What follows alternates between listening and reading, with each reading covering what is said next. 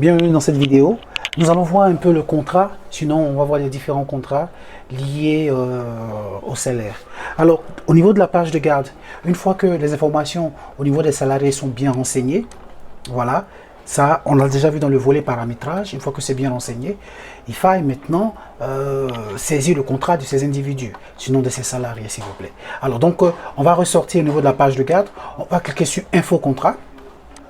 Vous allez voir que, en principe, sur chaque cellule, possibilité il y a d'afficher le nom et prénom en forme de liste déroulante. Ça vous permet de saisir le contrat du salarié en question. Alors, une fois que le nom est saisi, alors l'identifiant, c'est une donnée super importante parce qu'elle vous permet, par exemple, de faire des rattachements d'informations en fonction du salarié. Et là, si vous vous trompez, supposons que j'ai saisi, par exemple, 5, par exemple, 0,5.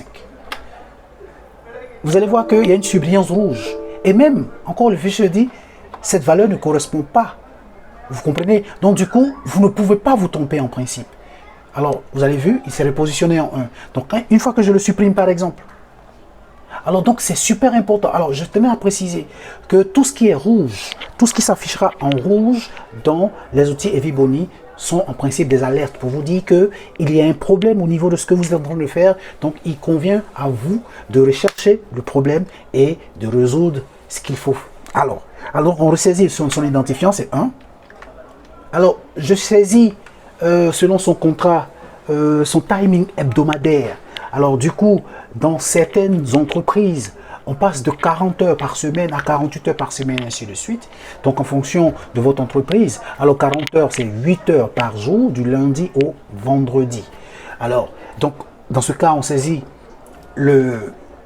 selon le contrat, on va saisir le nombre d'heures par semaine.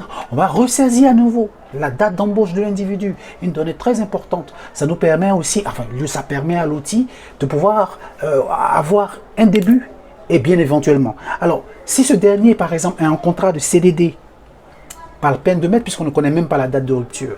Voilà. Alors par contre, si on est en face de quelqu'un par exemple, alors je viens un peu plus bas, vous allez voir cette ligne-là, cet individu-là, sinon ce salarié par exemple, est en fin de contrat. Alors on est en face de quelqu'un qui est en CDD.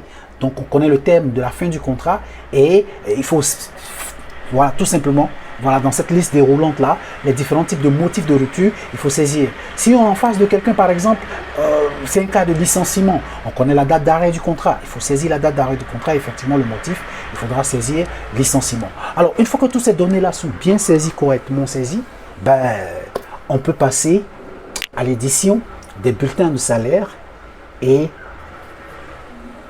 livres de paye, qui fera l'objet d'une prochaine vidéo. Merci à vous de nous avoir suivis. Restez connectés, on vous dit merci, gratitude pour votre présence. Si vous avez aimé la vidéo, n'hésitez pas à la liker, la partager, à porter votre pouce bleu, voilà, activez la cloche de notification. Merci à vous et bon visionnage.